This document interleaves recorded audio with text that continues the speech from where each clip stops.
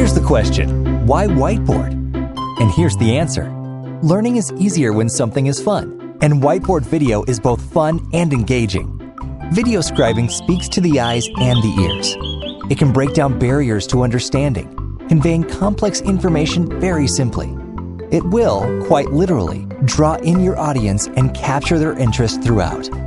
What's more, Forrester states that video increases the ability to get on the front page of Google 53 times, and Eco Consultancy states that videos have a 41% higher click-through rate than text only.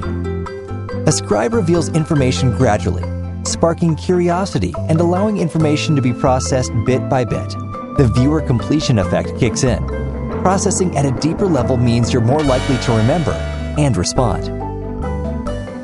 In 20 years of research, cognitive psychologist Richard E. Mayer and his colleagues found combining graphics with a voiceover to be far and away the most effective way of communicating information. Mayer also concluded that people learn best when corresponding words and pictures are presented closely together. People learn better when extraneous material is excluded, i.e., the simpler, the better. And people learn better from animation and narration than from on-screen text only.